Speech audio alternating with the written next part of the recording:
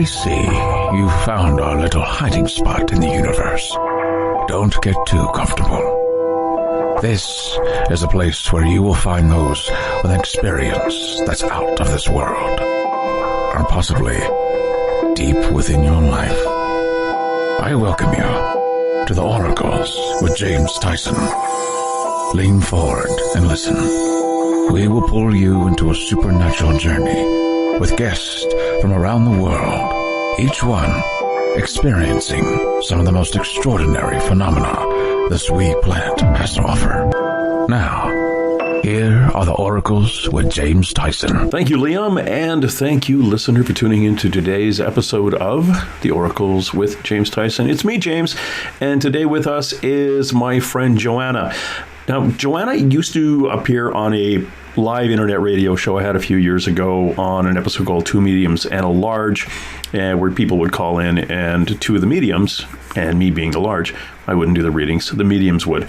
And we're going to talk a little bit about Joanna's history and how she got into mediumship, starting off kind of wanting to help people. Actually, she started off working in an office, got a part-time gig going to school as a clinical hypnotherapist, which was kind of cool.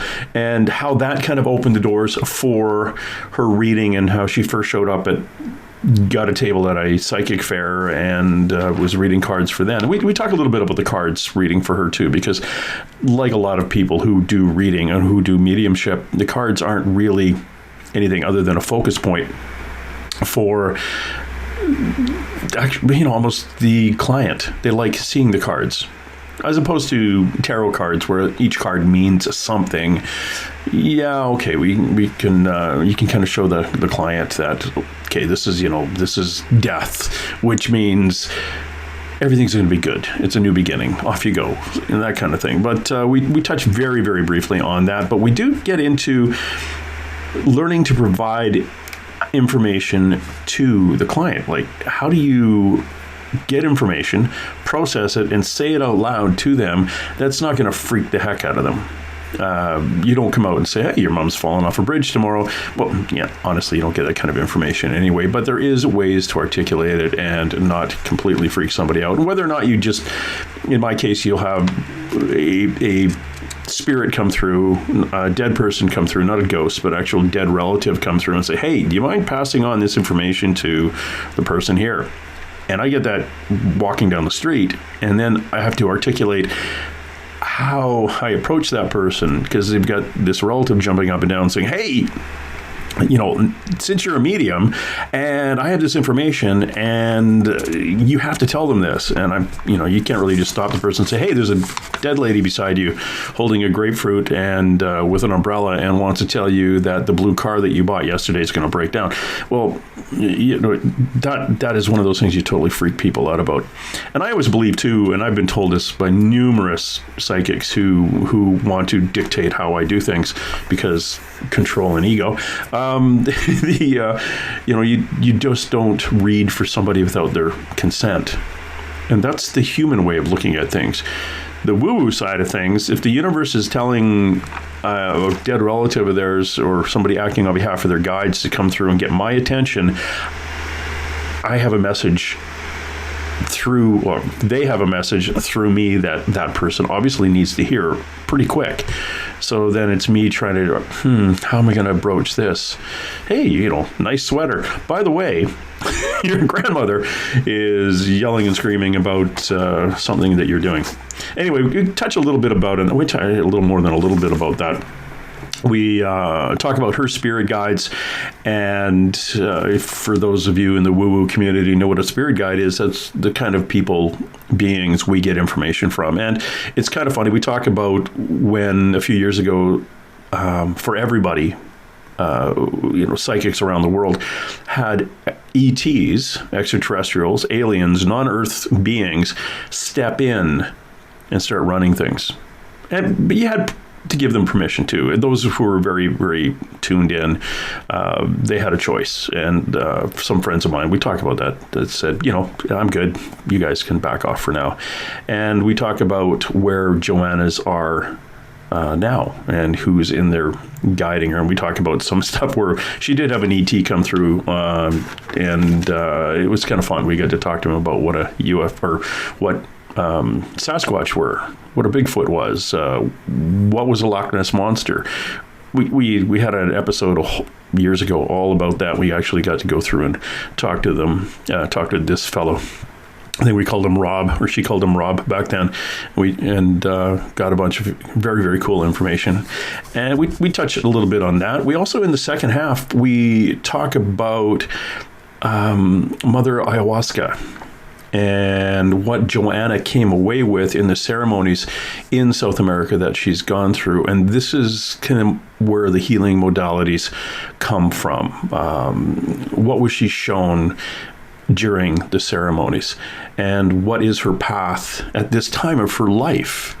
And we talk about a lot of interesting things, how death is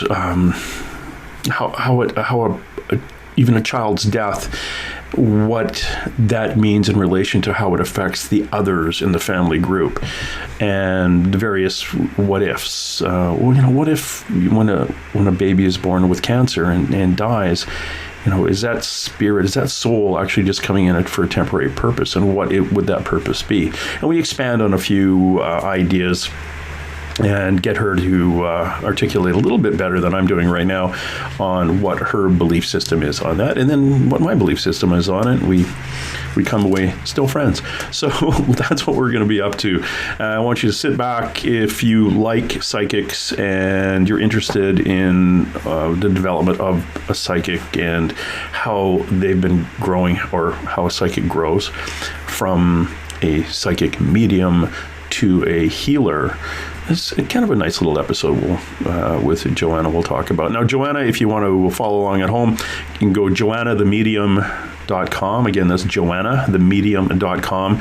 Please, if you like horoscopes, she does an entire every month on YouTube. Please subscribe to her YouTube channel, Joanna the Medium, and she'll give every zodiac sign a good chunk, just a reading every month, puts it out on her YouTube channel. Again, Joanna the Medium, and joannathemedium.com for her website. She is still doing mediumship.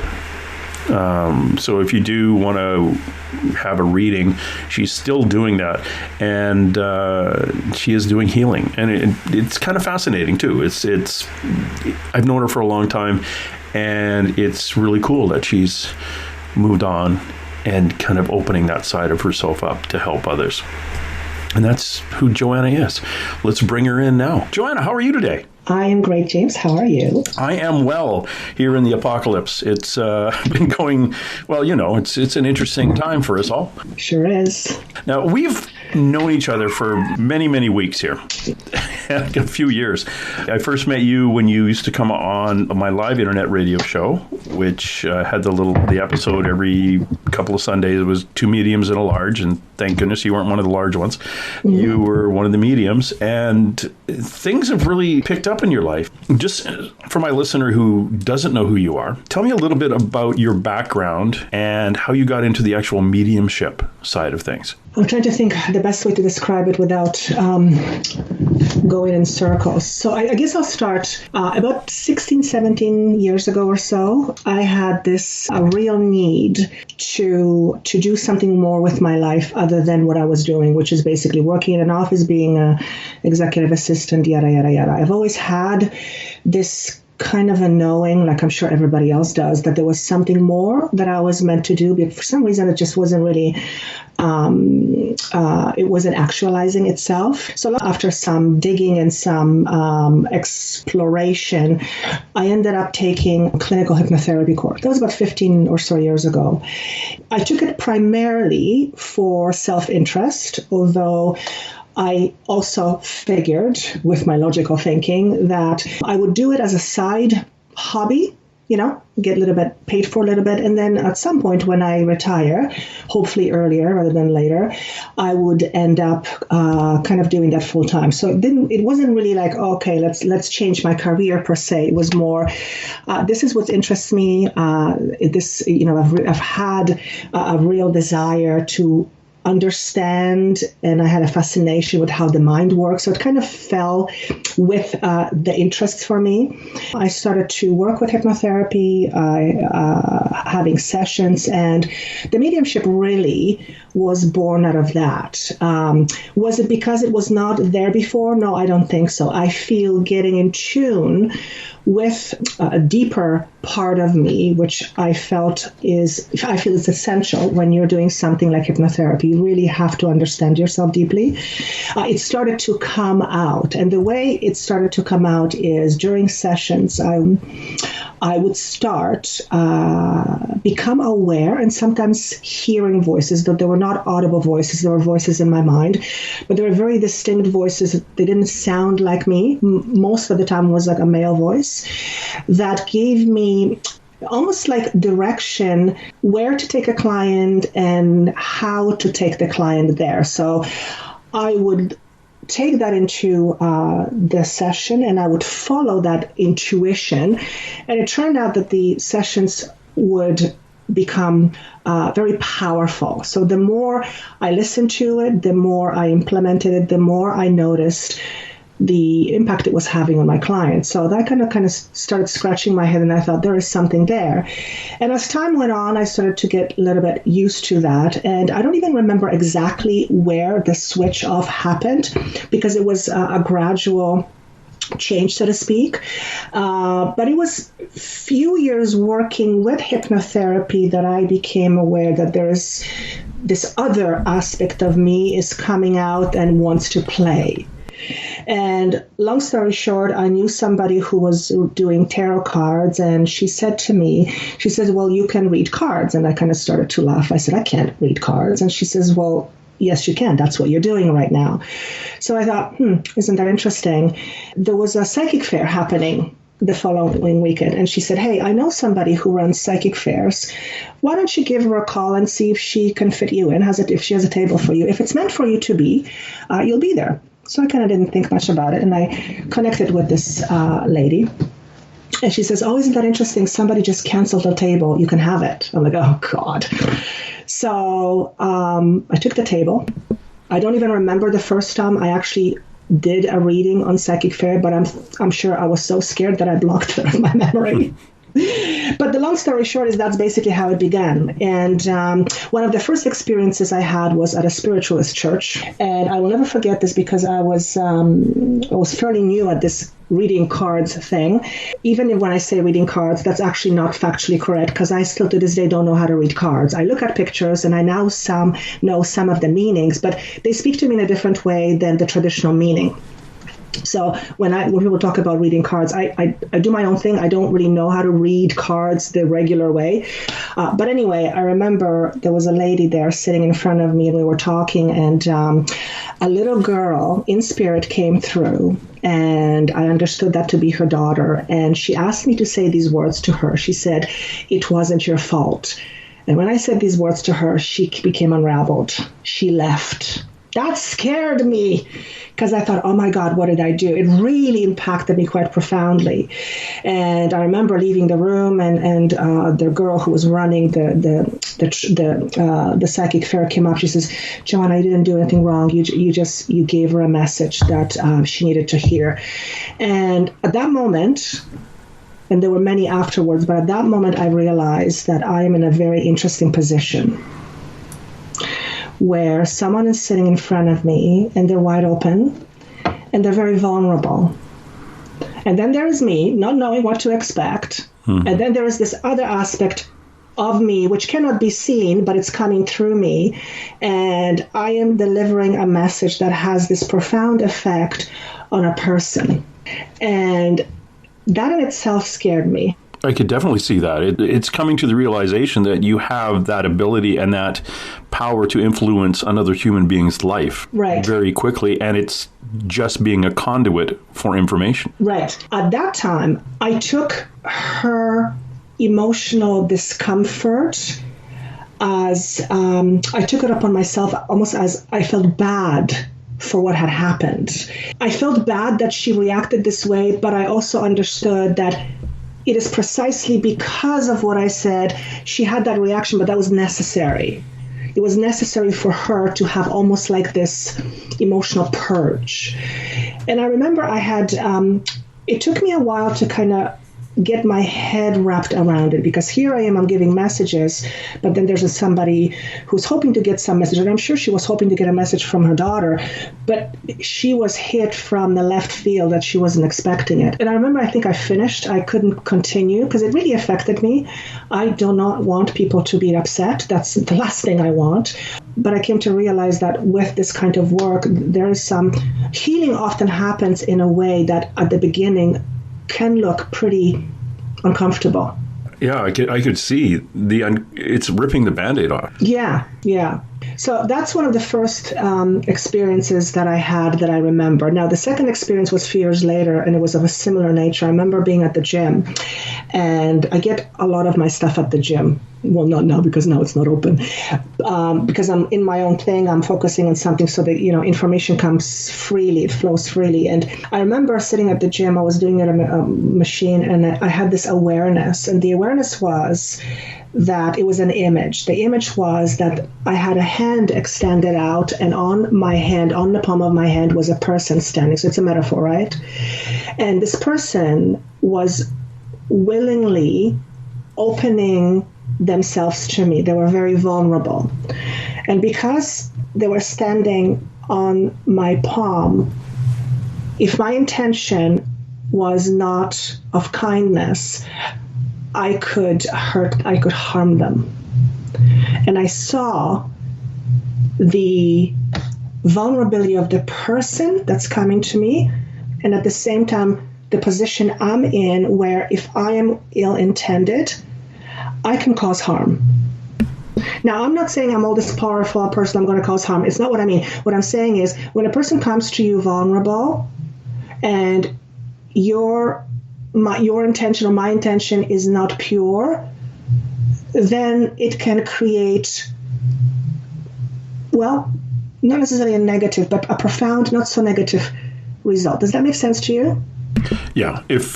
I find a lot of what we're talking about is intention-based.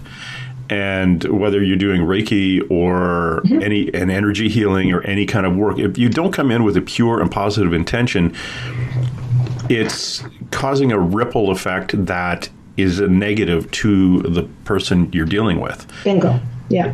Yeah. So, yeah, I totally understand what you mean.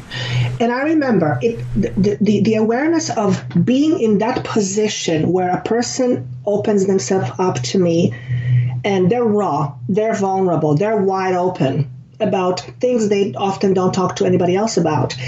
And I remember having the awareness of that, and it scared me.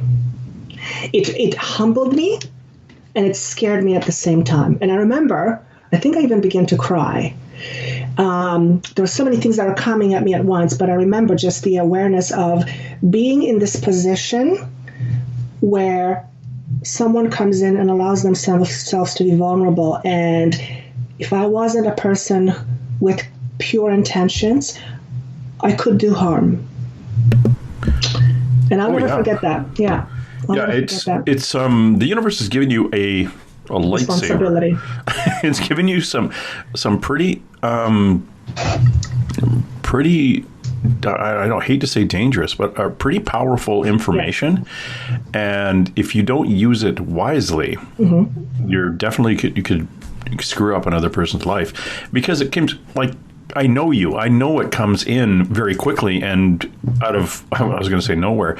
The universe spirit is throwing stuff at you, and you as a human being have to filter it through your brain before you articulate it.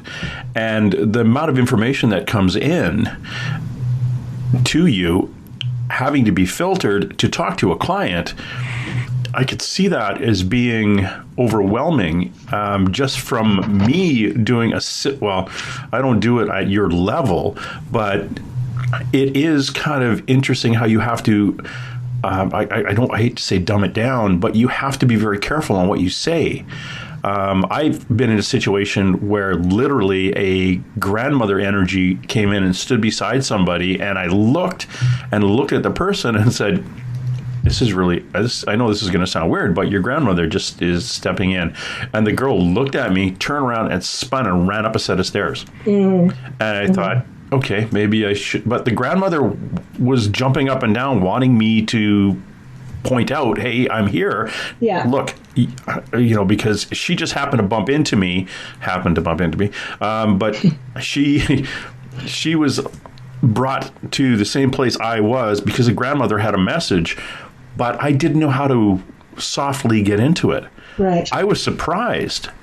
And I just thought, well, I obviously wanted to be told if my grandmother was jumping up and down saying, hey, I've got this message. So that's what I said.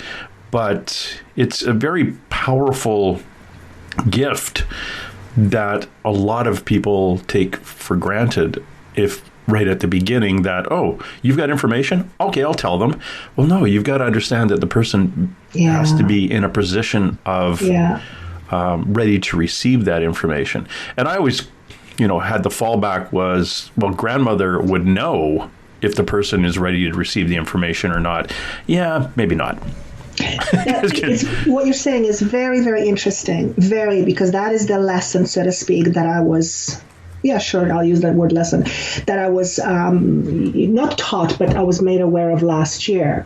And it was in my meditation to this point exactly. And I don't remember what, when I was in meditation, I don't remember what I was conversing with them about. But I remember they said, my gift is not the big deal because we all have these gifts.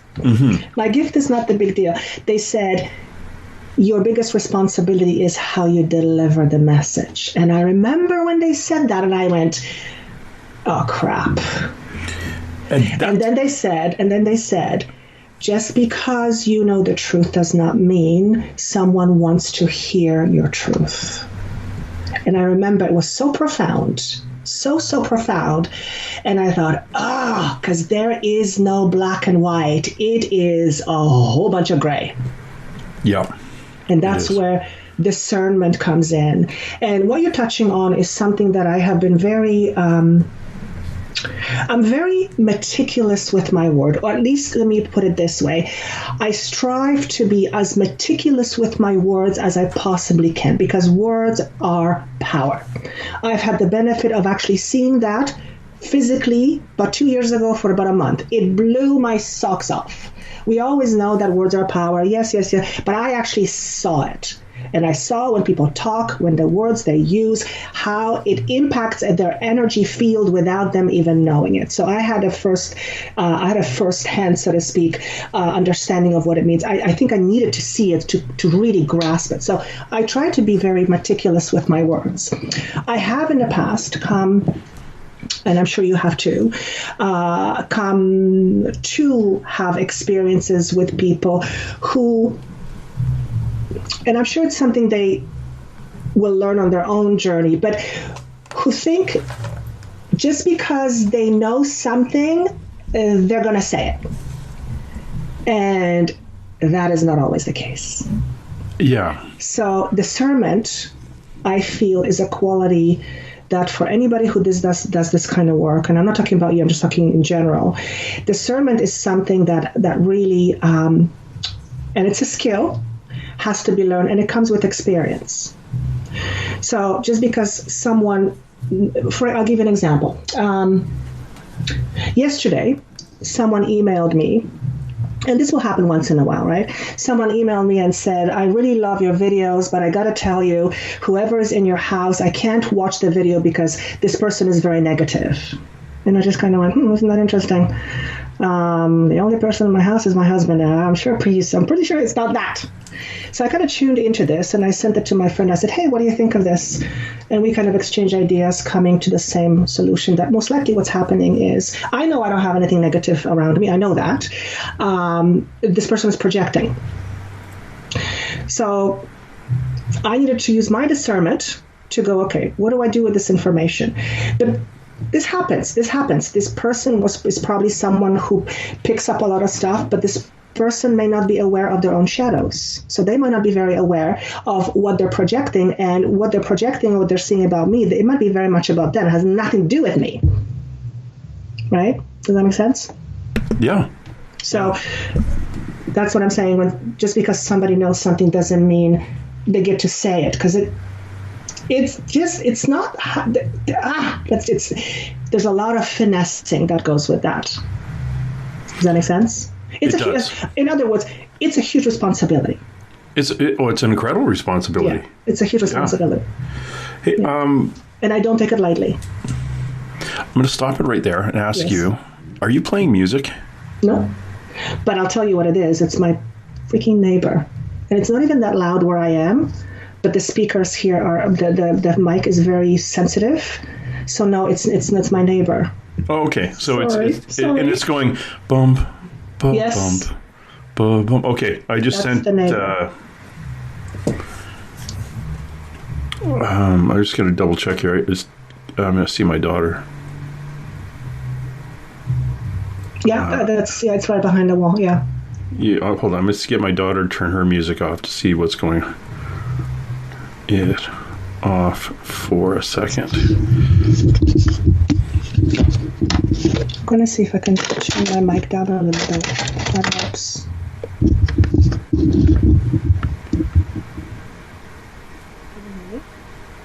Oh, I can't hear you at all. Can you hear me now? Nope. Can you hear me now? Turn up a little bit more. Can you hear me now? Can you hear me? And a little bit more. Hang on 1 second. Oops, that's just Get off the floor. That's just stuff. It's all the way up right now. It's all the way up. Was that where it was before? It was where it was before, yes. Okay. I'm just telling my daughter it's not her. It's definitely your neighbor. It's okay. Sorry, nothing I can do about that one. Hey, It's not that loud on my side, but I guess the speaker the mic really picks it up. The mic really picks it up, yeah. And when you turn the mic down, I just can't hear your voice. Yeah, sorry. That's okay. So we were talking about Responsibility. Okay. When you're ready, we'll go again. I'm just going to write down the time I did this. 31, 33, edit. So good doing a pre-recorded one. Yeah, you can clean that, right? Yeah. That way I could... Oh, look at that. I don't hear it anymore. Perfect. All right, so take a deep breath, and we're going to go again. I have a question. I had a question. I should have wrote that down. I'm sorry, Joanna. Just give me a second to get my thoughts again. No worries. Not to worry. Okay.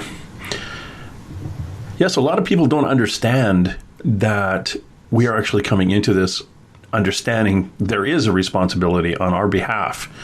Did that make sense? Understand that we understand that there is a responsibility on our behalf. I still get crap from psychics who say, well, you can't do readings on people unless they've given you consent first. You can't just walk up to somebody and say, there's a lady standing beside you, waving up and down, wanting to talk about your dog or something like that. Well, I always look at it at this side of the universe is really that up on getting that information to the person. Yeah, I'm going to start that conversation. It's just teaching myself how to start the conversation. It's not walking up and saying, hey, there's a lady standing out here beside you holding a stop sign and a chocolate cake, and does that mean anything to you? And they look at me like, okay, you're weird. Right. But that was how my grandmother died. But it's getting the person's attention calmly. And it's easier for you because you're a woman to pass this information on. If I am a man walking up to a woman who I don't know and say, hey, hi there. By the way, there's a dead person standing beside you. Right. And it's like, okay, the creep factor just jumps right out at them. It's learning how to do that. And I did take a course, the card reading course. And the only reason I took the card reading course wasn't to read cards, but how to articulate what I saw to the person I was reading, so I knew how not to completely freak them out. Is what the easiest way to put it is. Right. One of the coolest things I ran into with you was when you were on our show doing a whole bunch of readings. This is back in about 2015, 2016. Tell the listener about this. And this just wasn't you, because I checked with mediums in the UK and in the United States and in Australia. There was a time when our primary guides, our team, took a step back, and this is going to be, for some people, a little bit hard to understand, but the only way I could describe it is an extraterrestrial being stepped in. Yeah. That wasn't just you. That was like 80-some%. Now, I was talking to Marianne Morgan, my friend in the States, and she said that happened to her, but she asked him to leave. Yeah. So there was a, people did, people did have a choice. You have to excuse me, I got the 24-hour COVID. I think I've got the COVID-18. Anyway, so this event was fascinating, and your fellow allowed us to ask him anything, as long as it wasn't controversial or conspiracy related, like the 9/11 towers and that was Rob, wasn't it? Rob. Yeah, Rob. Yeah, it was Rob. We called him Rob, and it was kind of fun because we did a whole 2 hours with him at one point, and he talked about Bigfoot and the Loch Ness monster, and I snuck two or three questions in on the Kennedy assassination before he shut me down, but it was very, very cool.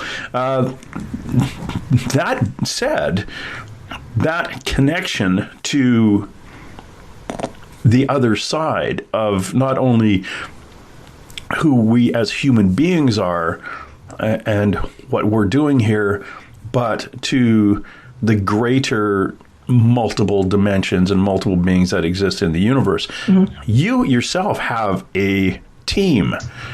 You describe them. And you just have another guy, too. Didn't you have Paul? Somebody named Paul come through? So speaking of the whole extraterrestrial, I almost want to say my entire team right now consists of mostly extraterrestrials. Oh, really? I can't believe I just said that out loud. I did. Okay, it's out in the open. Yeah. Yes. As a matter of fact, when I do my healings, it is our Arcturians that I work with. That is fascinating. Yeah. Now, and remember Anna, Blue Being? Anna? Yes. Yes. So she became, I became aware of her around the same time that we were working together. And I remember, because she would first appear to me when I was still working in my kitchen, and we were doing shows. I was in my kitchen. And I remember she was just there, and she wasn't really saying anything. She was just observing. Well, last year, she came back and she introduced me to a whole bunch of her kind. Well, we talked about you because you would come on the show with a number of other psychics who would, in their conversations with you, basically say, yeah, you're not from around here, Joanna. You aren't, okay, you're from Poland, but by way of some other universe somewhere. So it wasn't like you were spiritually a stranger to the other side, an extraterrestrial group. As you're saying this, I want to get emotional because there's a part of me that's recognizing that. So I'm going to give you an example. Last year, when I became aware of her, and this was after my ayahuasca retreat, shortly after, like literally within 2 months after, when I thought I was going crazy. Literally, I thought I was going crazy. She appeared to me, and I began to have a conversation with her because it's like, oh God, you come back. I haven't seen you in a while. And it turns out that she was scoping me out, basically. She was getting me, all those years ago, she was getting me to get used to the idea of having a blue-looking being next to me, right? And the Arcturians that I worked with are blue. And during our conversation last year, I had this awareness that I was in a ship, and I was really startled. Not afraid, but kind of startled, because this was not something I expected, to just kind of find myself on a ship. And it was really funny because she was there with me, and she looked in my face, and she had this mischievous smile, as almost to say, Joanna, this is you. And I remember when she said that to me, I went, oh my God, I am one of you. And I'm getting chills as I'm saying this. And it reminds me, again, last year, because a lot of things happened last year. I was doing a hypnotherapy session with a friend of mine, and I don't know, we were talking about, anyway, she was doing a session on me. It was nothing about extraterrestrials.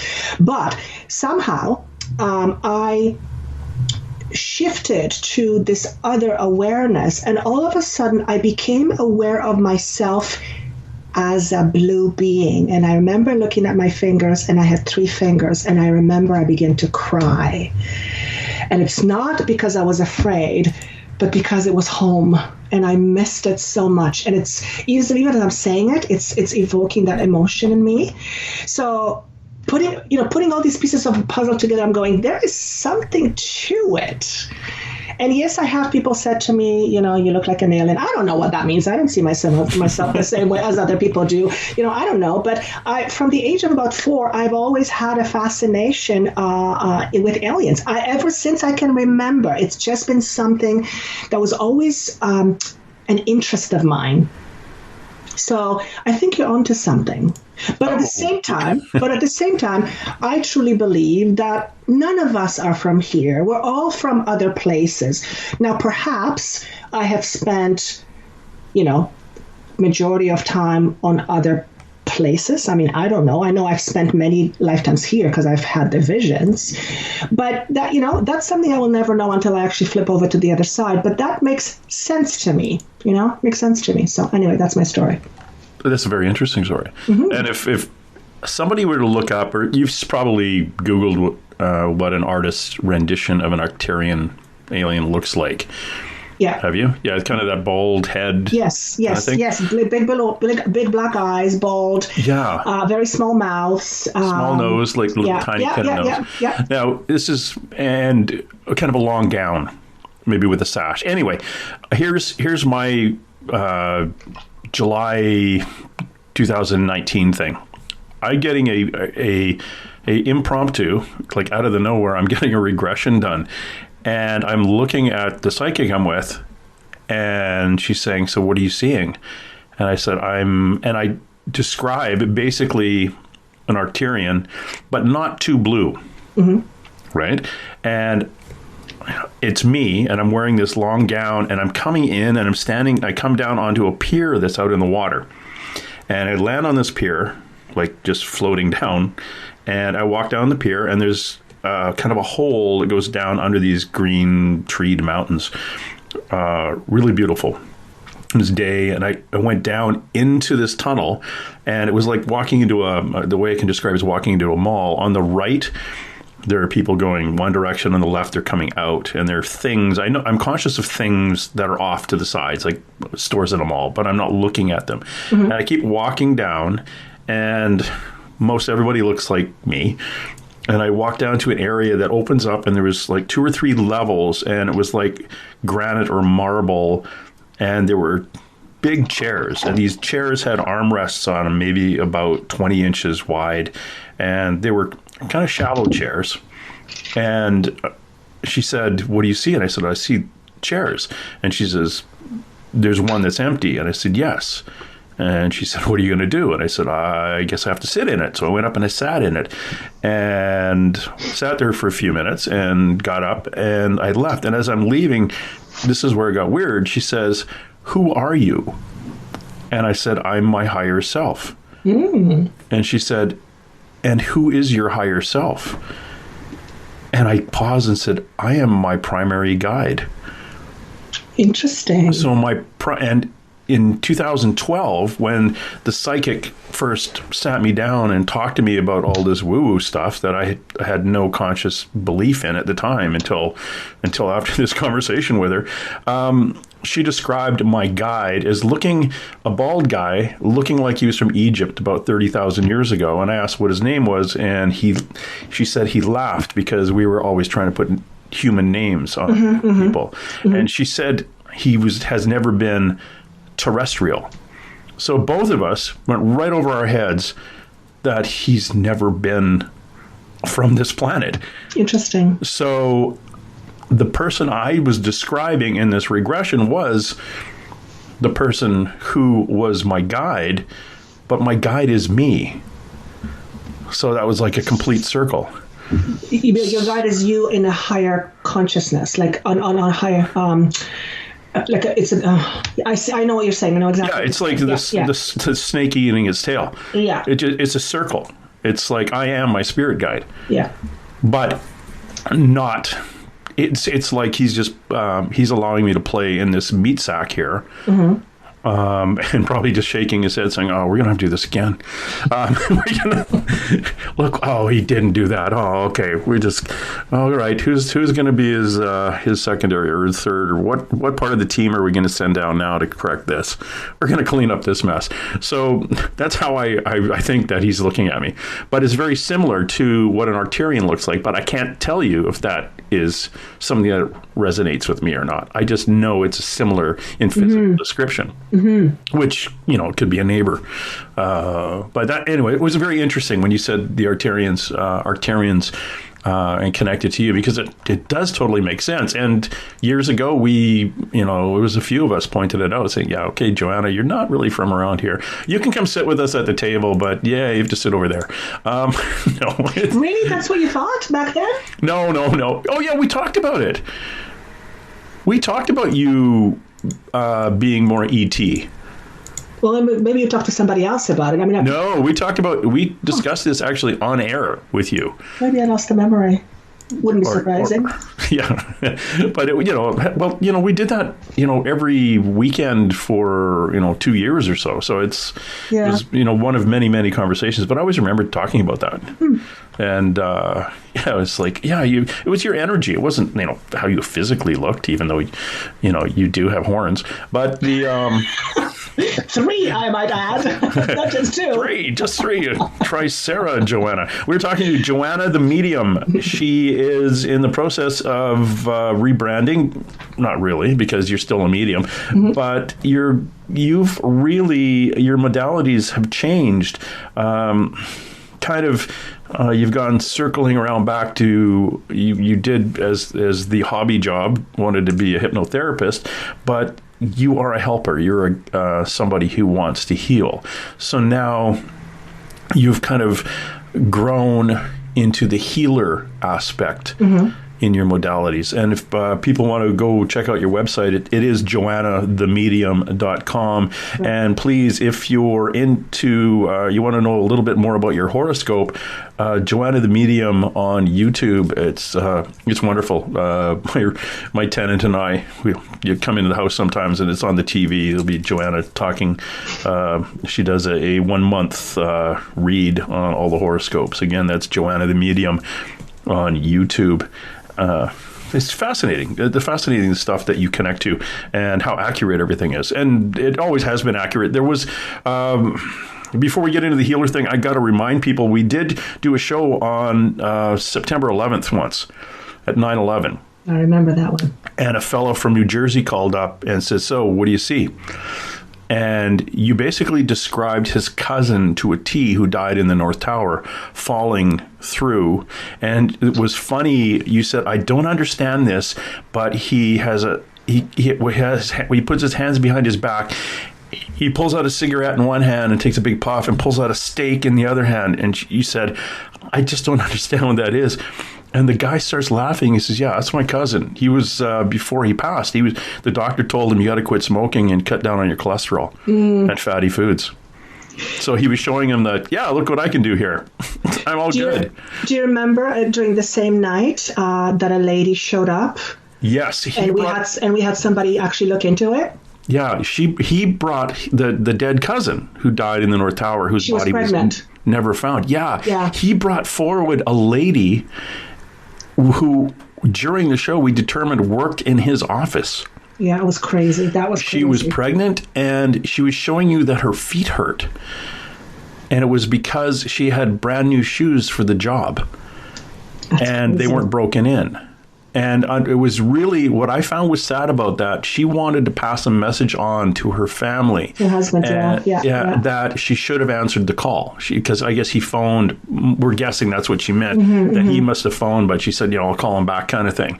But while we were on the show, somebody actually started Googling people in the North Tower and whatever office, and maybe he did, the fellow who did this, because he knew what company his brother or his cousin worked for, and came up with the name that you gave us and her description, just her first name, and the description, but he narrowed it down to the person, and they did find her.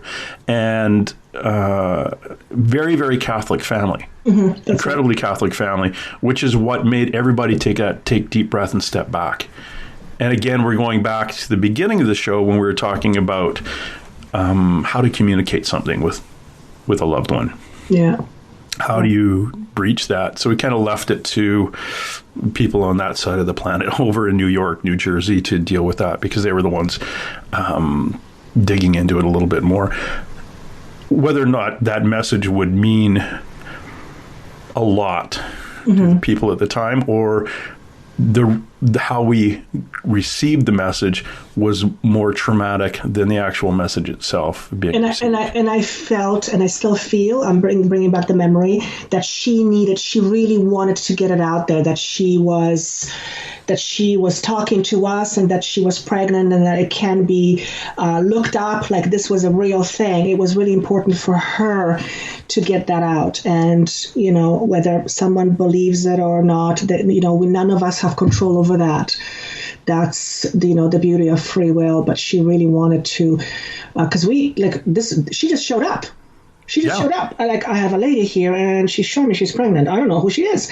Yeah, it was fascinating. And those are the kind of things that that people like me who hang around with you people, with you, and people who are gifted like this, people who have that intuitive side cranked up like you do. It's fascinating when these stories come through. I'm still fascinated that you can talk to somebody over the phone who lives on the other side of the planet and give them a reading. And I've done card readings over the phone, and I still can't figure that out. I'm still trying to get my head around that. I'm pretty good with someone sitting in front of me, and I think maybe it's my comfort level. Yeah, it is. Okay, they're right here. Yeah, but that's all it is. Yeah, I've read for psychics in the United States over the phone and told them about one of the, and I won't mention her, but because it was a reading, but I mentioned, do you remember sitting on with your sister? You're jumping, you fell through the front window of a car. Like, was that an accident, or you went through the front window? And she said, yeah. And I said, it's a big old blue car. And she said, no, it doesn't ring a bell to me at all. We never were in an accident where we went through the window. And I said, okay, I'm just getting this image of a real happy time in your life, and it got this going through the window of a car. And she, I don't know what that's about. Well, she happened to mention it to her sister, and her sister says, don't you remember we were playing on Dad's old beater car out in the field, and we were jumping up and down on it, and we were having a great day, and we actually broke the front window when we both fell in, and we were laughing. And it's like, oh, okay, that's exactly.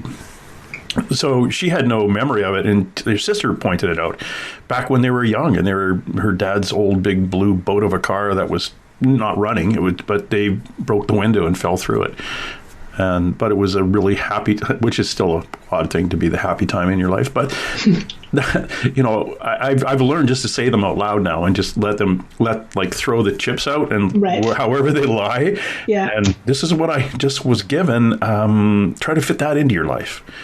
And that takes, with me, and to this day, I have moments when I struggle. It's just going to be probably part of my life until the day I die. It's just part of my personality. It's just I always want to give the best, and I hold myself to very high, very, very high standards. And I come from a space of not trusting myself at all to now being able to basically allow Paul to speak through me without me filtering stuff. So it takes a lot of time to develop the trust that even though you are saying something that makes no sense to the person, you have to stay confident in the fact that it may not make sense to them right now, but there is a message in it.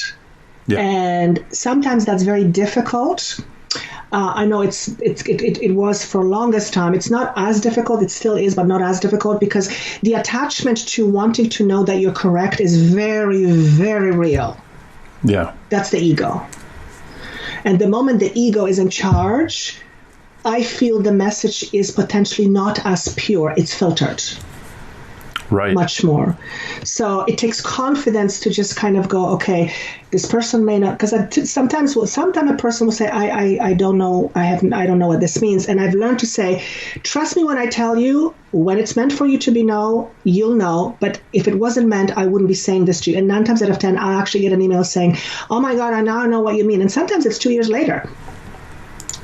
Yeah. So it doesn't happen as often as it used to, but maybe because it needed to teach me confidence. But yes, exactly. Saying things that may not make sense to somebody, because those kind of take you back and go, did I make this up? It's real. Like, it's real. The self-doubt is real. Oh, I remember when you were reading for somebody and things didn't make sense for you. Yeah. And you were describing this man, fella called in, and he was another fella from the U.S. called in, and he said, is there anybody who's coming through? Because, just the generic, I don't have any questions right now, who's around. And you said, well, okay, there's a man coming through and he's wearing a vest. And there's this weird patch on his vest, and he's showing me the patch, this square on his vest. And he's very, very proud of this vest. And the guy's like, I have no idea what you're talking about. Mm. But you kept going. And then you paused and said, oh my God, there's bugs on it. And because of your background and, your growing up and his background and his growing up, he knew his dad had a fly fishing vest and was very proud of the flies that he'd tie to go fishing. And that's where they're displayed, on his fly fishing vest. Mm. And he needed to know that information to confirm, again, the evidential medium, to show evidence that you are talking to somebody they know, that this was his father coming through. Yeah. So as soon, and we used to do this and this is very, very common in group readings, or somebody like you is doing a reading. And it used to drive me crazy when I had a psychic on and someone phoned in and said, the first 20 minutes was them describing their mother, and like, okay, yeah, that's my mother.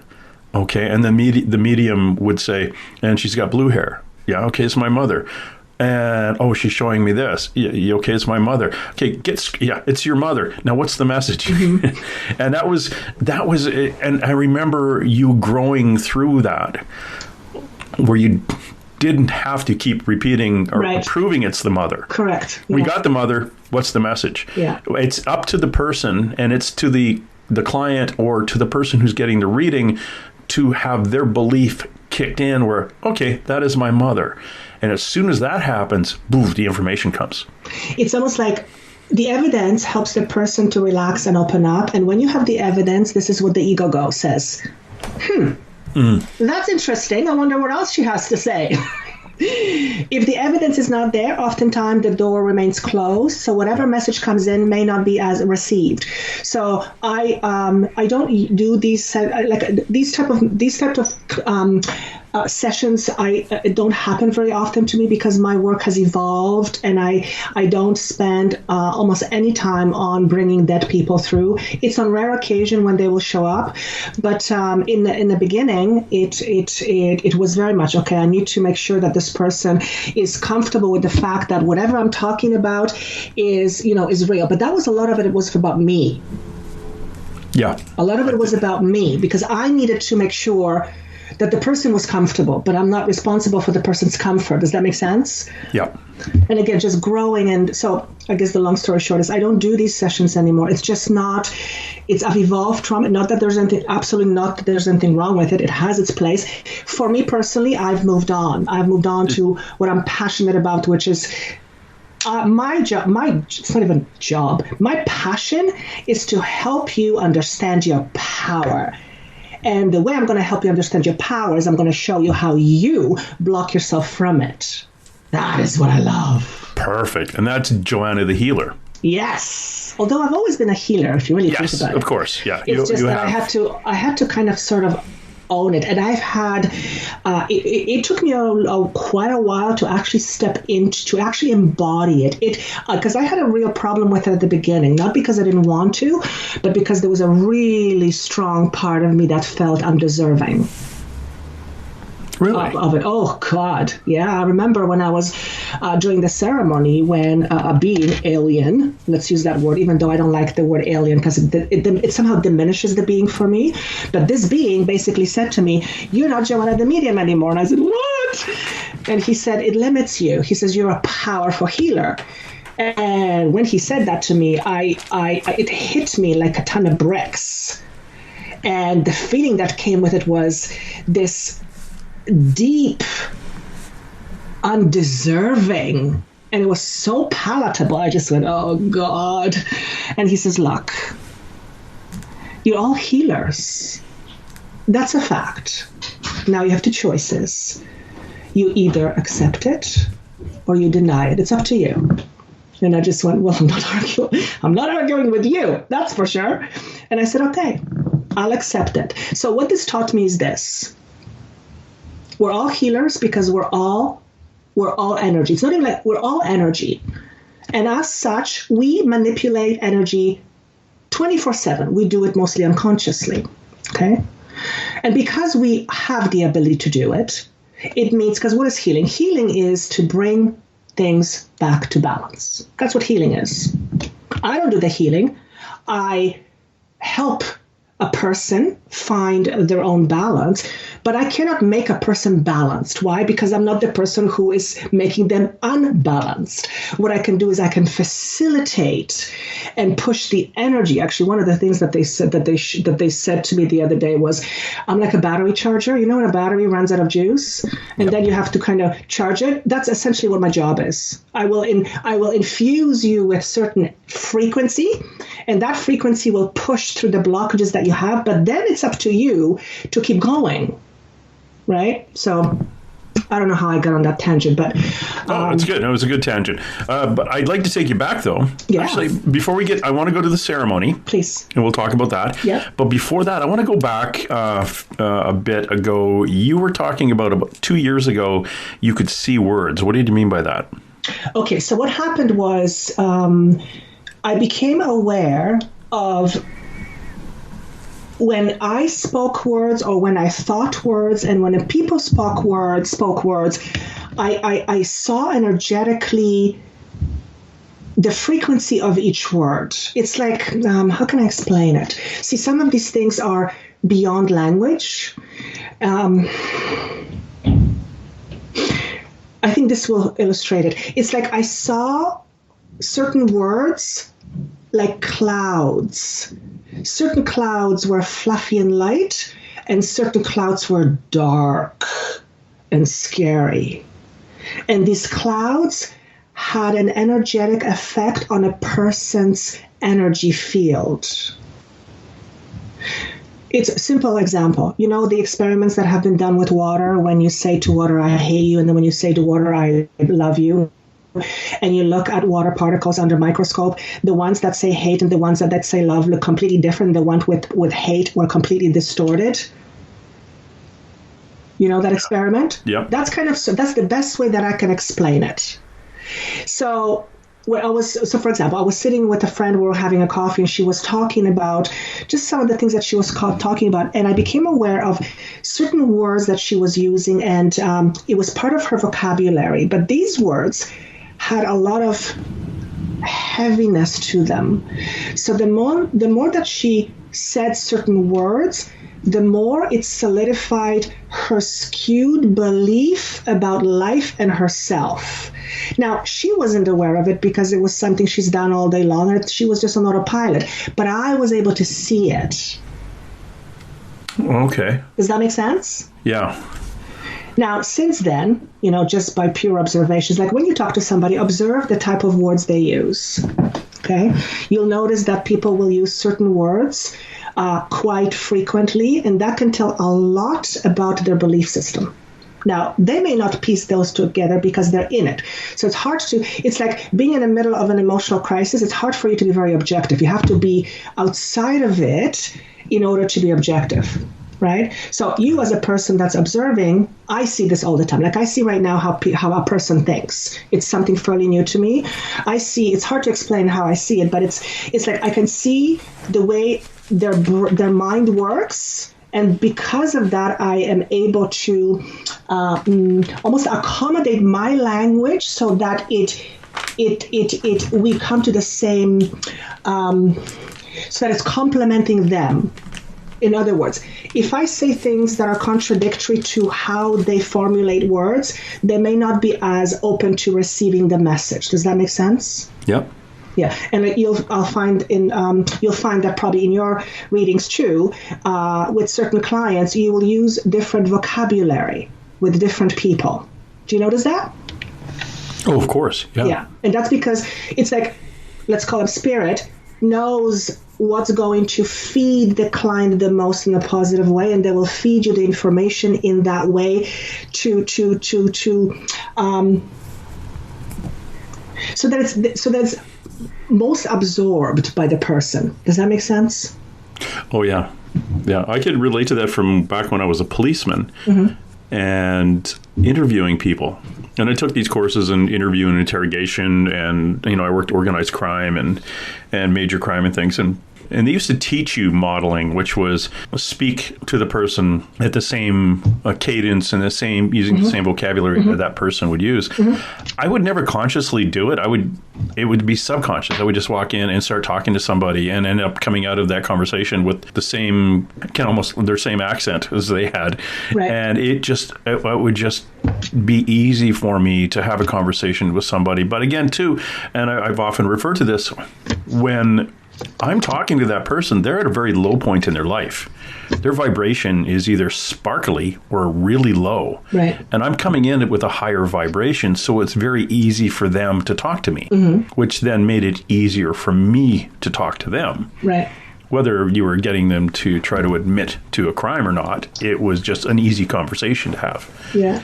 And I've always had that. I could talk to, casually have a conversation with a person who is a very high level organized crime figure where I work, and they would always have a very easy time talking to me. We just knew we didn't talk about work. I didn't talk to them about crime, and they didn't talk to me about policing. We talked about motorcycles or hockey, and the conversations were absolutely natural and fine, and we got along great.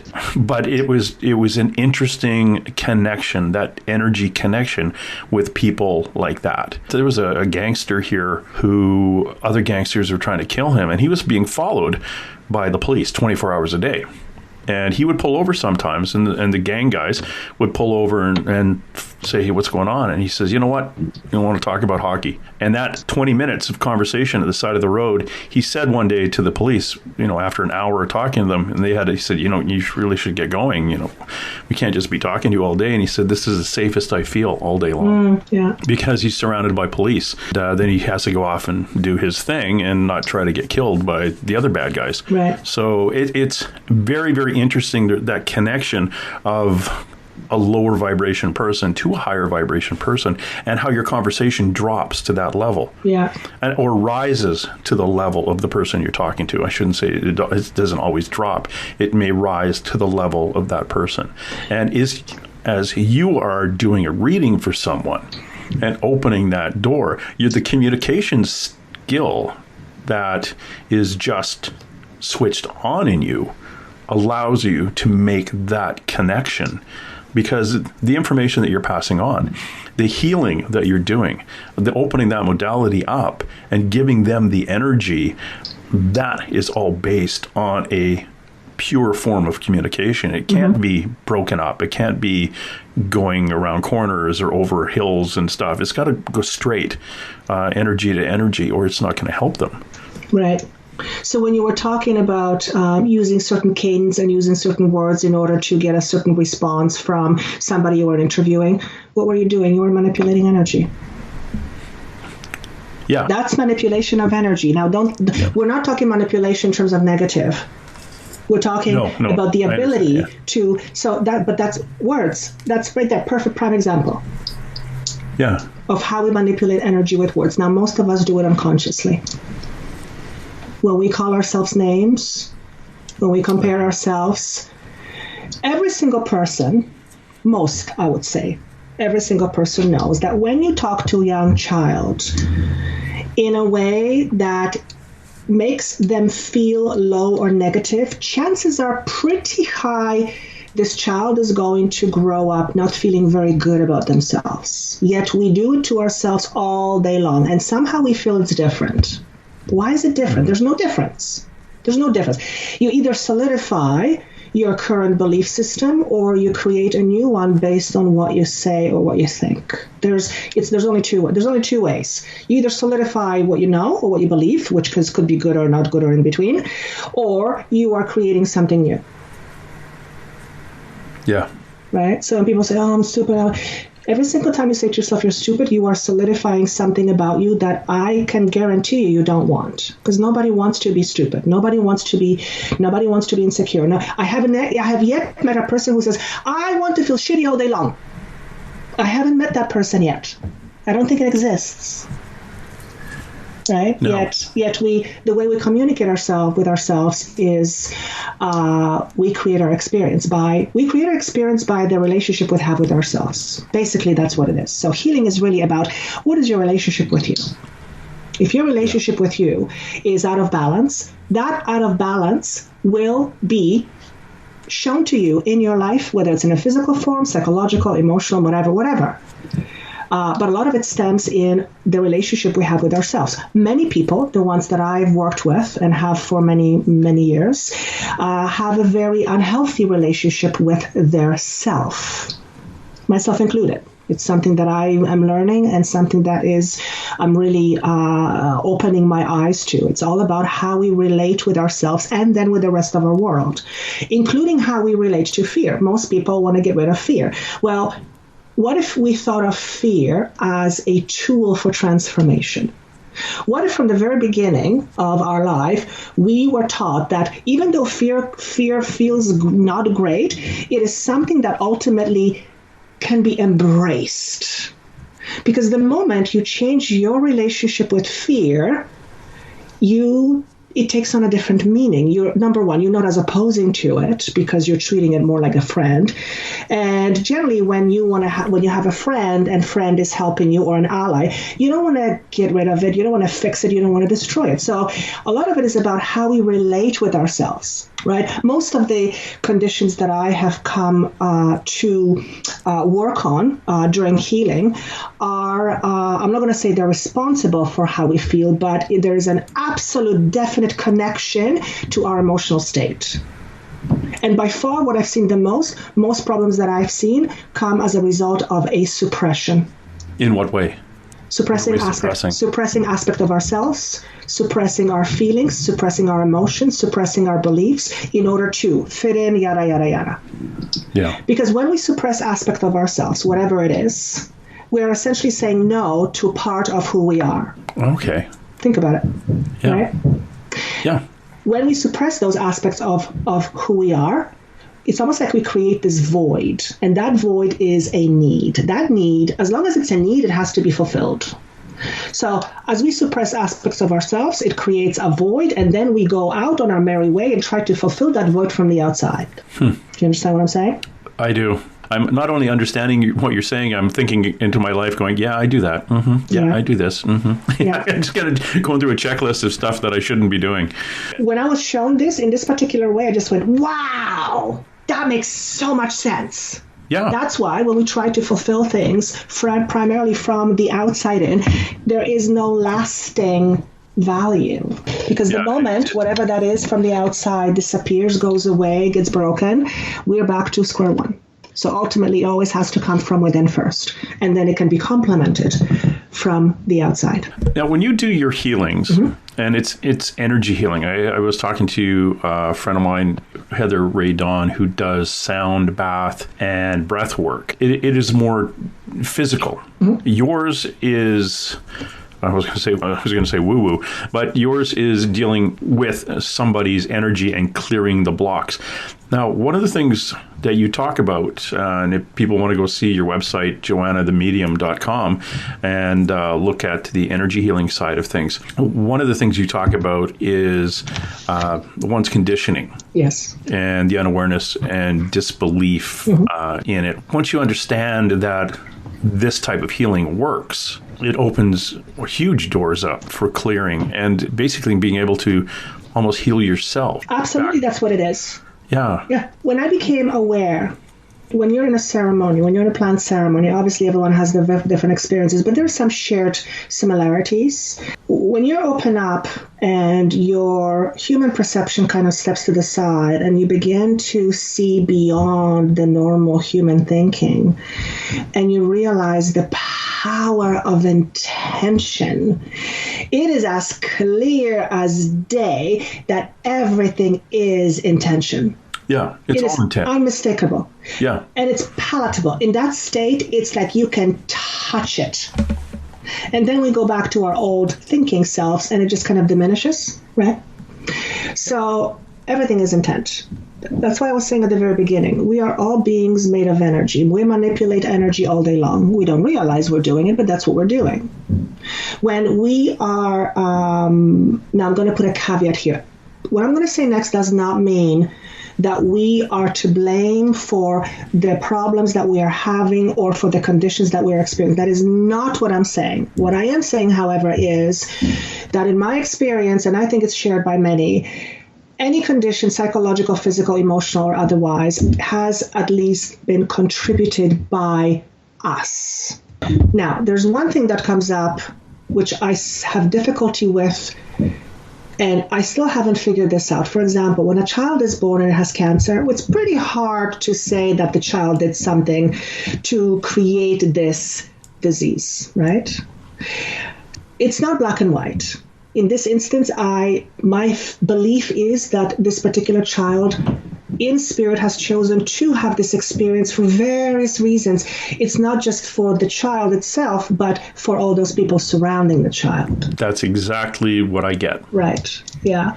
Moreover, what I feel is that the energies or the conditions to which the child has been brought in are, what's the word I want to use is, it's like the conditions are ripe for the illness to manifest. Again, I'm not putting blame. Let me see if I can find an example here. Example, here's what I'm being given. Let's say a child is born. This is purely speculative, but that's the example that's showing up. Let's say a child is born into a mother who was extraordinarily fearful. That child is born into a mother who carries a lot of heavy energy. Is it her fault that she's fearful? No, it's not her fault. But she is the one that's emanating this frequency. Now, child being a part of her will automatically take on that energy. So it's absorbing the fear from the host. Absolutely. Absolutely. So am I putting a blame on the mother? No, not at all. I'm just saying certain conditions are ripe in order for something to be manifested. Yeah. Does that make sense? It does. My belief system is that using the child being born with cancer and maybe not surviving more than a year. Yeah. I look at it as that individual child, the spirit of that child is coming in because the gift it's giving is aimed at the family. Maybe the family was about to break up. Maybe there was a whole bunch of stresses and concerns, and the family itself was disintegrating, going off into different directions. It shouldn't, that we're going to be taking it completely off path. Right. But by adding that child to the mix, it kept those who were leaving or those who were putting out energy into areas that they shouldn't have been putting energy into. It kept them in the group. Right. Because they had to be there. Right. So a child itself, that one soul, maybe kept 3, 4, 5, 6 people on path. Correct.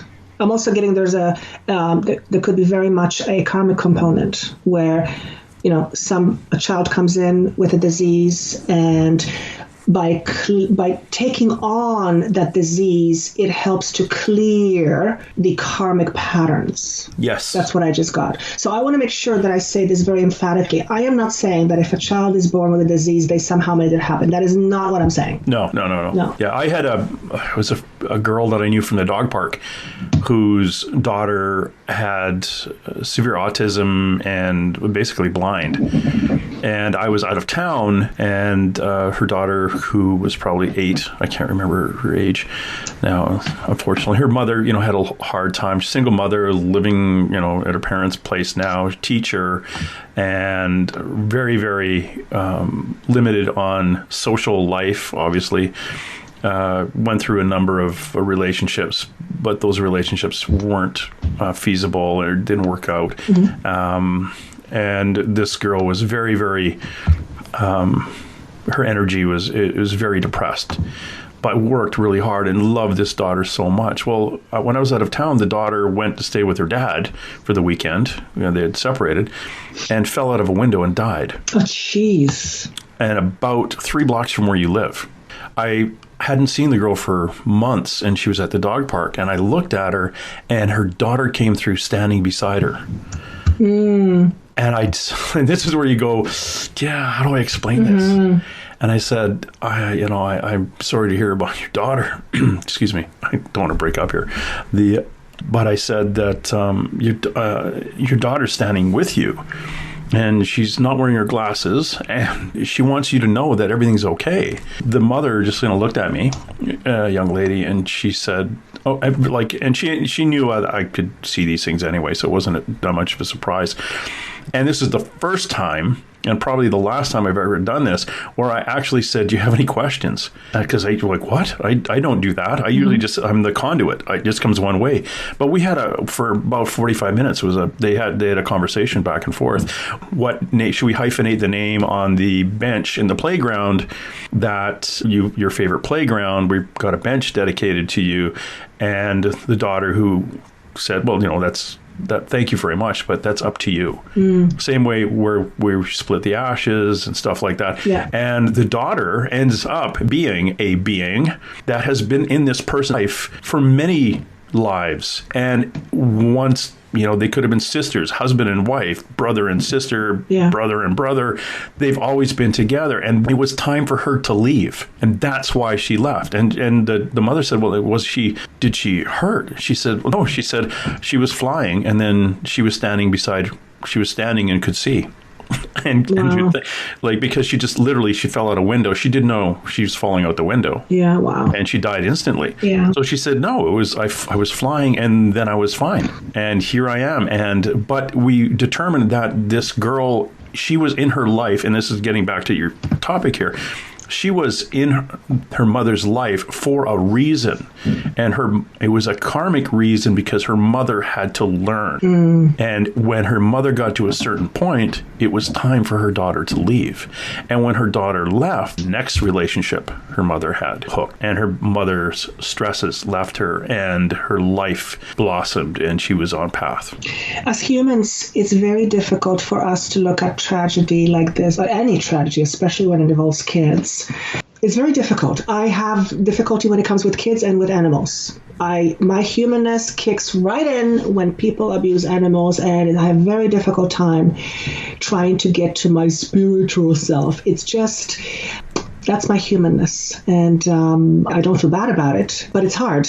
It's not black and white. But yeah, it's very difficult to understand these things from a logical perspective, because it has nothing to do with logic. Let's talk about the ceremony. What was it, and what did you come away with? Oh, wow. Let's see. There's an hour and a half right there, right? Are you kidding? Well, that was 7 days. No kidding. In an hour and a half. So what is the biggest takeaway? Oh, and what was it? Tell my listener what it was. I'm trying to tune in. The biggest takeaway that I am being asked to say is that the awareness, and I don't know why it's hard for me to say it. Wow. The awareness that we are love. And when I was experiencing unconditional love, it was very hard for me. Now, someone would say, what's wrong with you, Joanna? It's only unconditional love. You have no idea how hard it is to be loved unconditionally when you deep inside believe you are undeserving of it. It is pain. And that is one of the things I had to learn. When I went to this ceremony, one of the things I hoped for and wished for and asked Mother Ayahuasca, I said, please teach me how to teach. I want to teach like she teaches. She's a master teacher. She is all about teaching us through our shadows. And she said to me, in order to teach love, you have to come from the space of love yourself. And I went, oh my God. And she said to me, she says, that's probably one of the biggest takeaways. She said, your job, quote unquote, is to facilitate remembering. And I knew exactly what she meant when she said that. My job in this physical body is to help illuminate person's belief. It's to help them remember who they really are by helping them see the things they are not. And oftentimes the things we are not, we hide from. Those are the shadow aspects. That's probably the biggest takeaway. And that's what you meant by teaching through our shadows. Yes, because she teaches by helping you confront your shadow. Okay. It's powerful. Yeah. And shadow is another word for fear. Oh, okay. Yeah, the shadow self is the fear. Because we are love, the only reason why we are not able to be conscious of it is because we are blocking ourselves from it, or there is something standing in the way of us being in tune with it. And it comes from basically being born into a structure that basically very early on says, you're not this, you're not this, you're not this, you should be this. You understand, right? We get on this identity, right? Our identity is nothing more than just a whole bunch of labels we picked up along the way. That's our identity.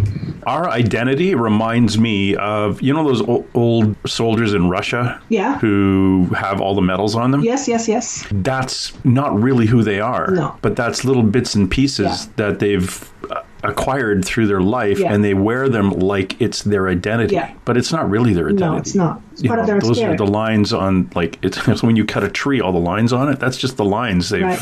So that's one of the biggest, there's so much, but one of the biggest takeaways was for me to see myself as this being that is unconditional love. And to not only experience it, but it's one thing to experience it, but it's another to embody it. Because in order for you to embody it, you first have to accept it. And going back to what we're talking about, rejecting aspect of ourselves. We reject ourselves 24/7 without even knowing it. So there's a lot of work that has to take place in order for us to accept it. You cannot have something unless you accept it first. That's a similar idea when I said it took me quite a while to actually embody the part of a healer. Even though this being said, you are a powerful healer, I couldn't accept it. There was a part of me that absolutely said, I am not worthy of this. Are you kidding me? And then I had to make a conscious choice and said, okay, even though I do not feel it yet, I accept it. And that taught me something very important. And it's something I try to convey all the time. You can learn to accept things you don't believe in yet. You can learn to accept things you don't believe in yet. You can also learn to accept things you don't like. When you accept something you don't like, you make it a part of you, and then you can work with it, because the moment you accept it, you shift your relationship with it. You're not as an opposition to it. When you're not as opposition to it, you're more at peace with it. It's less, you're fighting it less. You're not trying to get rid of it as much. Do you understand? Yeah. It's like it becomes your ally. So the big piece was to not only experience unconditional love, but then to accept it as who I am. And that is still work in progress. That's still work in progress, because the humanness kicks in. The other takeaway was the other one was being essentially told you're no longer a medium. It limits you. You're a powerful healer. And I'll be honest, when he said you're no longer a medium, part of me got scared. My ego got scared, because my ego went, then what am I? Then what am I? The ego wants to label itself, because without it, it doesn't exist. Without labels, it doesn't exist. And ego is afraid of its own death. So the moment we start taking labels off or away, the moment we less identify ourselves less, the ego starts to freak out a little bit. Yeah, the ego's the hardest thing to get rid or to work through. That's a daily thing for me. Mm-hmm. You know, why you do certain things, why I part my hair on the right or left, or when I used to have hair. Hold on. I my entire head is apart. It's just getting, our ego is a reflection of what we perceive other people are seeing. Yeah, and that's the ego the shadow is connected to the ego. The shadow is not the spirit self. The shadow is the ego self. My gosh. And for my listener, it's Joanna's neighbor who's got the music going. Oh, yeah. He just started. I'm sorry. Oh, that's okay. It's just kind of either that or you've taken yourself back to a Peruvian jungle with the ayahuasca. Now, you've actually do retreats. I don't know how that's going to work. You had one set up for, was it May? You guys were going to go down again? Yeah, well, I don't think it's going to turn out again. So I'm scheduled to, I was scheduled to go in April. Now it's not going to happen to, looks like end of May. And it just depends what's going to happen, if it's going to happen at end of May. So that's a personal one. There is one that I am putting together, which is later in the fall, where I will be hosting it. So there will be a whole bunch of people coming together, and my role will be to be part of the experience with everybody, but also to help during the week to help people integrate their experiences. Because what I found is, myself included, what I found is that many people come out of these incredible experiences, and they're so profound, and oftentimes people don't know how to bring it back into regular life. That's the hardest part, I think. Now, I have the benefit of having to work. This is really loud, the music. Sorry, having worked with hypnotherapy, and really, I love diving to inner child work and shadow self.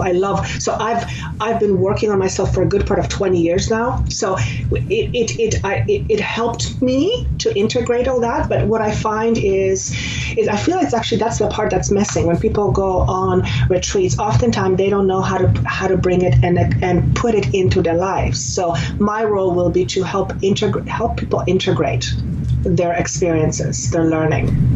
Well, that's perfect. I know that ayahuasca is one of the most controversial subjects in our community, primarily because you've got these wannabe shamans showing up all over the place and mixing a thing, and here you go. You've had the talk for the last 2 hours, and now we're going to do it. Well, if you're going to do it right, it's like you say, it's 7 days.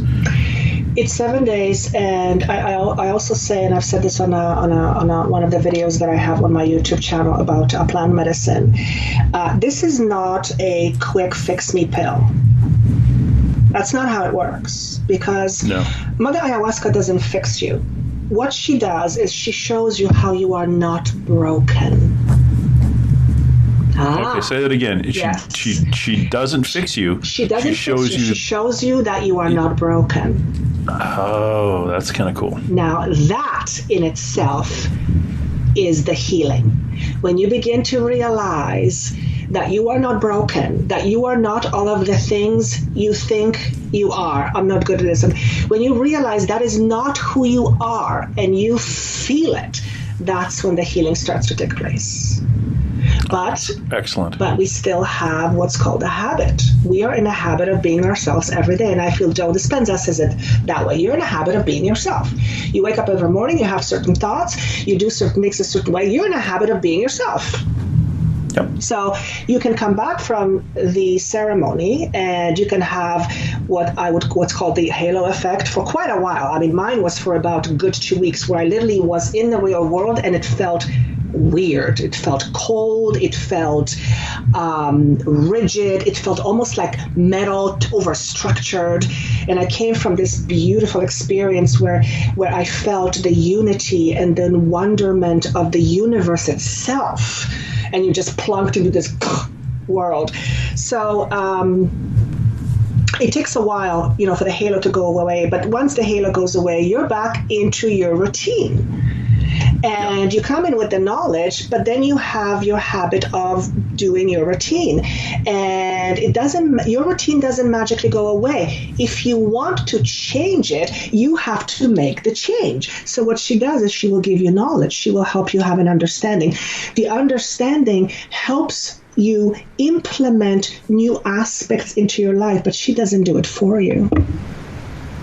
she can't. That's the free will. Yep. And It's that's the just pointed out to you. responsibility. Yeah, and that's the responsibility. The biggest thing is, the other thing that she taught me was on the first 2 nights, because when you're in a ceremony, I mean, there's a lot of things going on. People are crying, people are throwing up. There are some noises that are coming out of people's bodies that you go, wow, what's happening there? And it doesn't necessarily mean they're having a bad time. Sometimes what looks horrible, you ask the person next day and go, oh my God, I had a time of my life. So it's not always an indication of something bad happening. But being an empath, I just kept sending healing to everybody on the first night. And halfway through the ceremony, the shaman's helper comes and she says, no, don't do that. This is about you. You need energy for you. And I just went, oh, and I wasn't even conscious. I mean, I was conscious that I was doing it, but when she said, no, this is about you, it made me go, oh, wait a minute. I have to focus on me. And Mother Ayahuasca said, there was a gentleman next to me that was having what I felt was a horrible time. Like he was puking his guts out. Like I thought he was going to puke his entire digestive system out. It was bad. And every time he would vomit, my heart would go out, and she would say this to me, Joanna, stay in your own lane. Stay in your own lane. Always remember everyone is on their own journey. The way you can help him is every time he vomits, celebrate with him because he's being reborn. And I thought, oh, I love that. So the takeaway was everyone is on their own journey. You can't really help anyone at the end of the day. You can help them to a certain point, but at a certain point, self-responsibility kicks in. It has to. Yeah. Yeah, and I'm very vocal about it. When a client says, I want to deal with this, and that, it's like, okay, let's be realistic here. You just told me 35 years of troubles you want me to fix in 15 minutes. That's not how it works. Yeah, and that's unfortunate that this it's not a quick fix. No.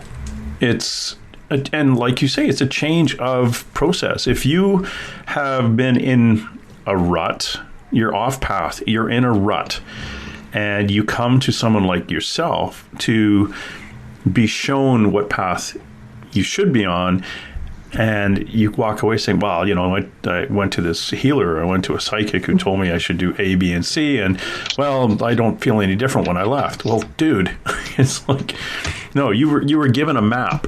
Yeah. Now, use the map and go somewhere. Exactly. No, well, I'm a little busy right now. I Exactly. gotta, pick the kids up, and it's like, oh, dude, it's like, that's not how it works. And a lot of people, and people don't understand this, is that people come to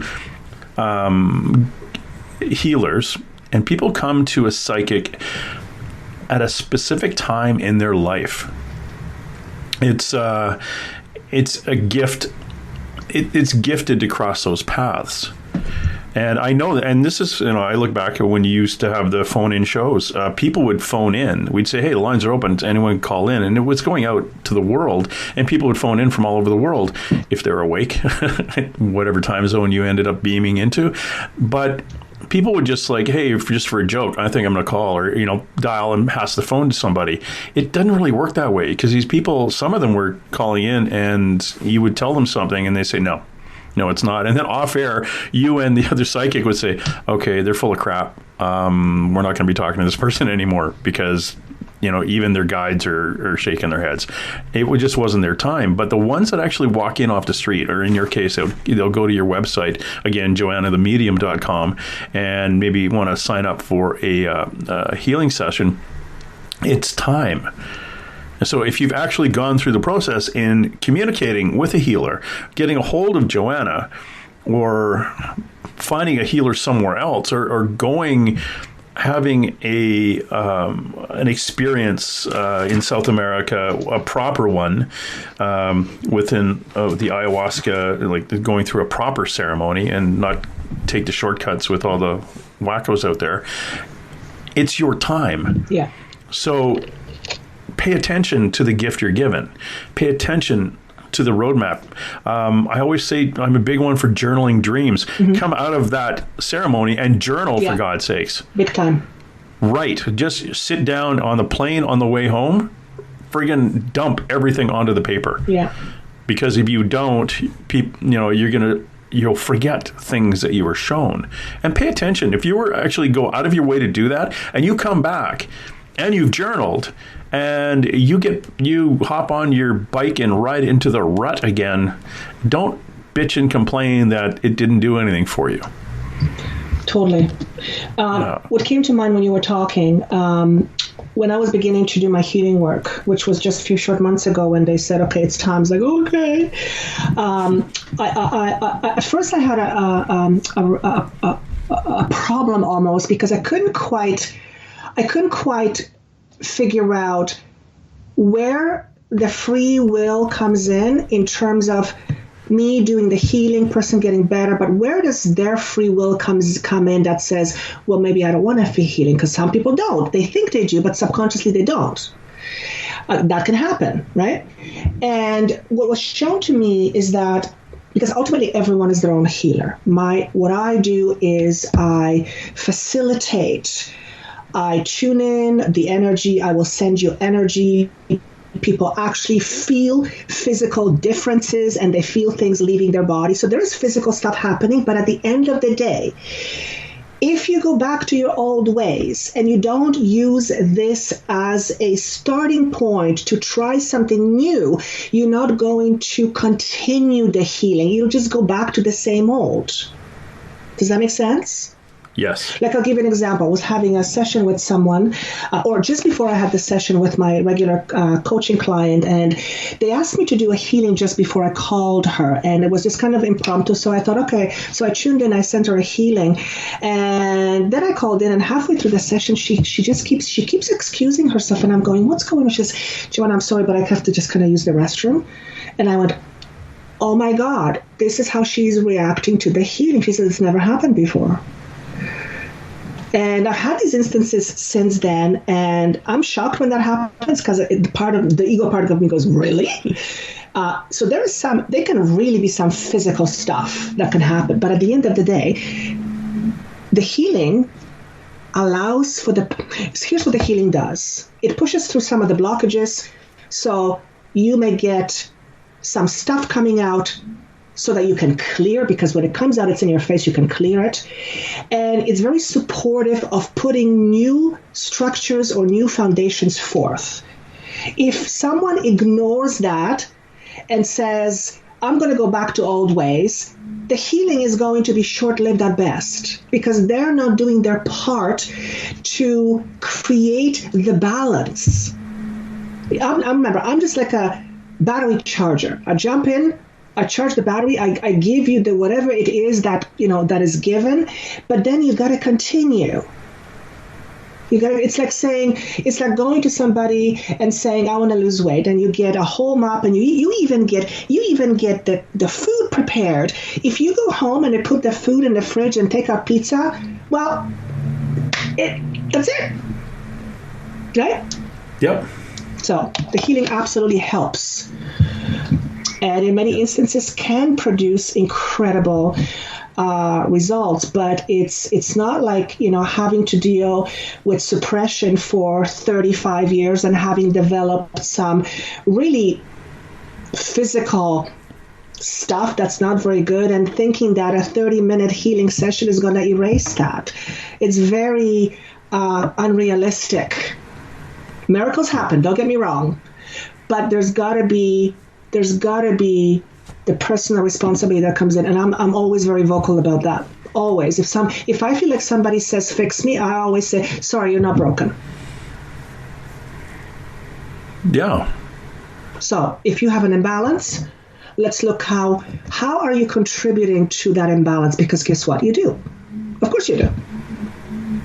We all do. If there's an imbalance, we contribute to it. There's no question about it.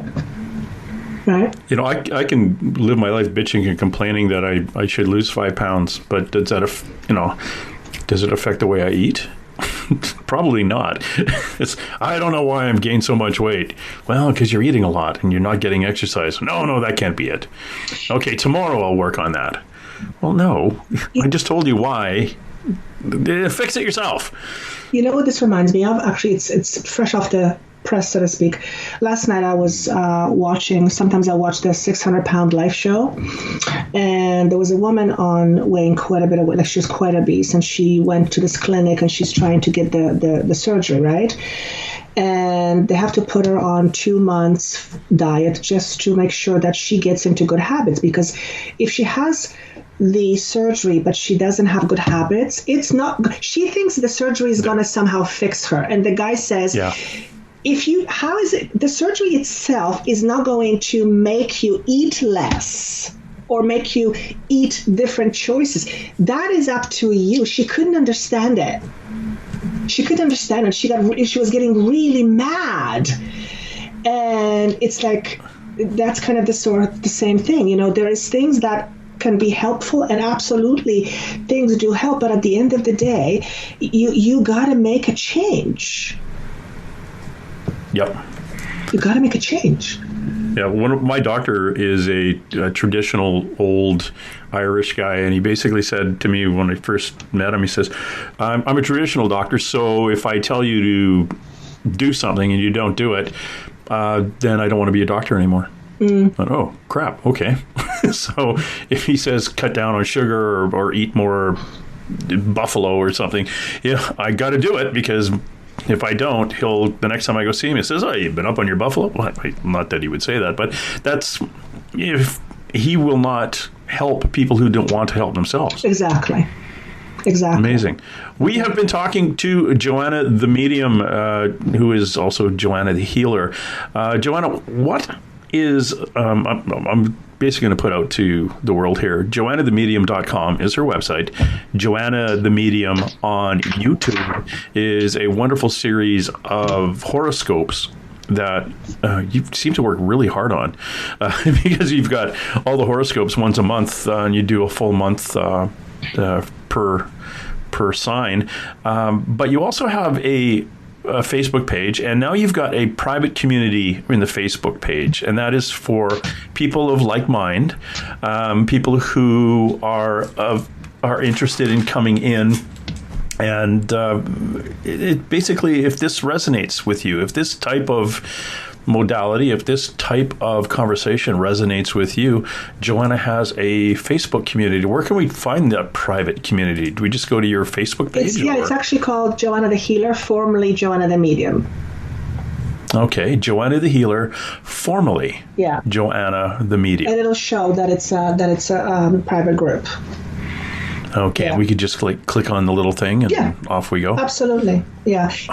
The easiest way to think about it is, what is my work really about? I'm passionate about helping person realize their potential by helping them see the things they're not.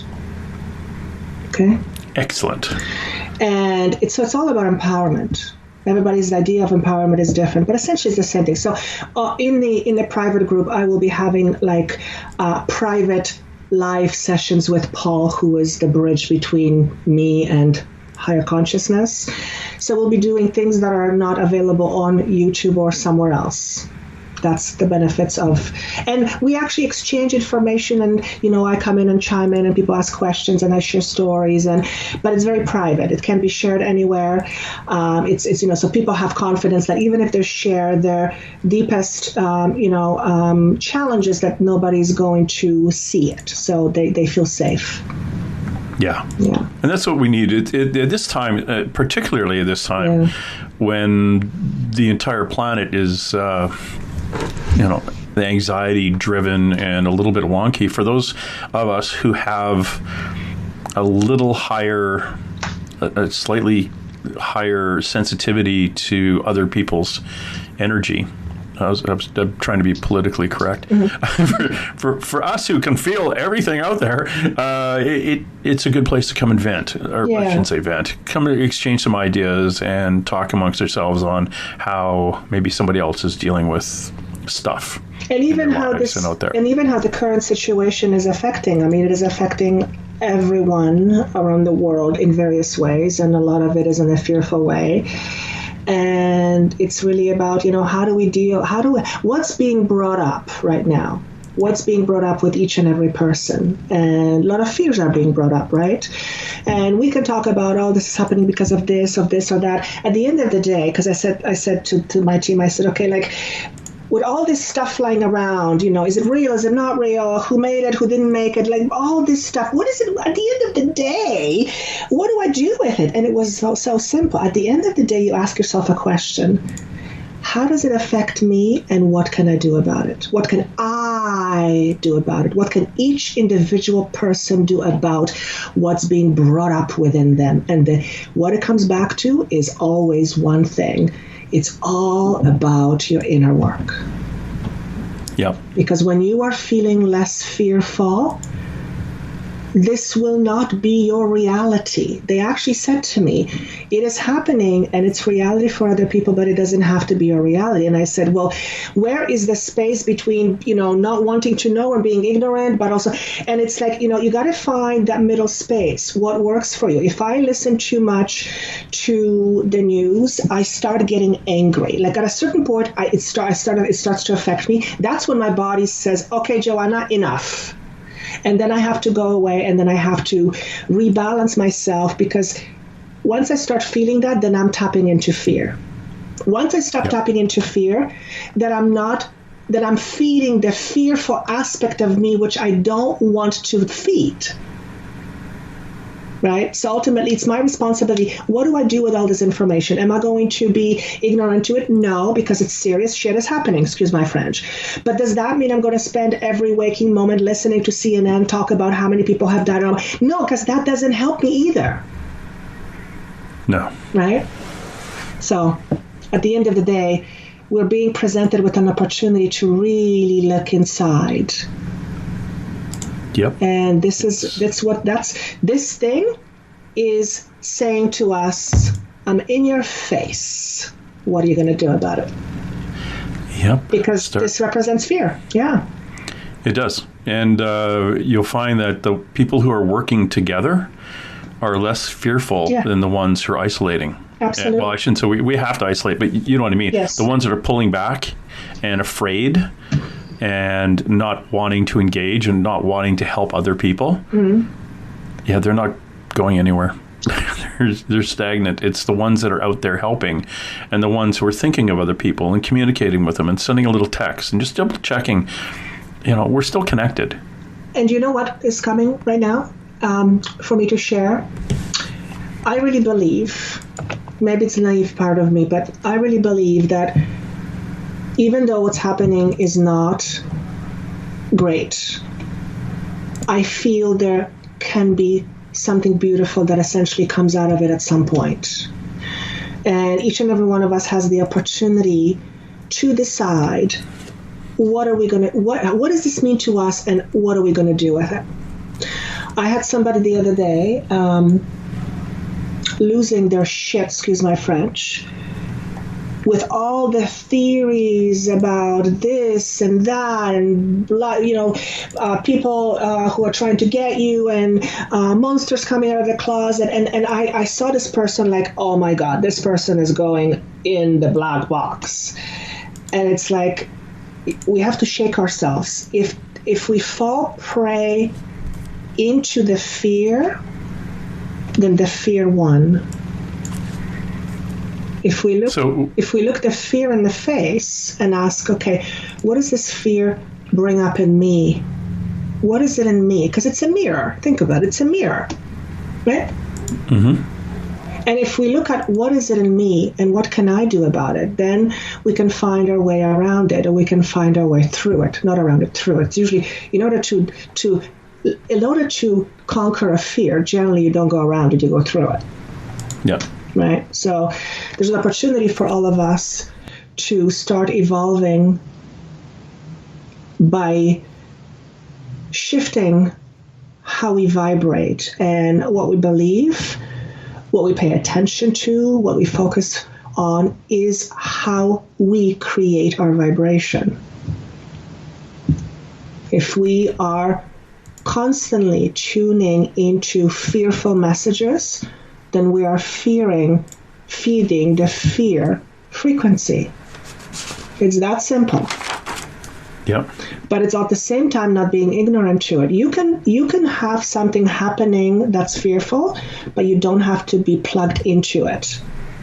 You can be an observer, and you can do your best trying not to get sucked into it, because it's not about being ignorant. I don't think I don't think that solves anything either. But it's about, again, where is that middle point? How am I not too sucked into it, and how am I not ignorant? Where is the middle point? Right? And each and every person will have their own little middle, you know? Oh yeah, it is. It's a fascinating. We should come back and talk about that, but not right now because you have to go. So, it's been an hour and a half. Not that I don't want you. Wow. Time goes by it's not that I don't want you to be here, but you've got to get going. We added another half hour or stuff, our bit on there. We've been talking to Joanna the Medium, who is Joanna the Healer. JoannaTheMedium.com.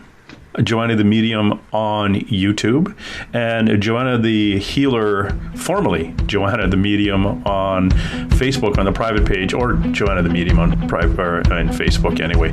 Lots of ways to get in touch with Joanna. Go to her website again, JoannaTheMedium.com. See the different things she offers, and again, she's Joanna. She's still doing mediumship work because that's one of the things that she is able to do and able to help people with, a healer, and it's absolutely fascinating. Thank you very much, Joanna, for dropping by. I really enjoyed this. Thank you very much.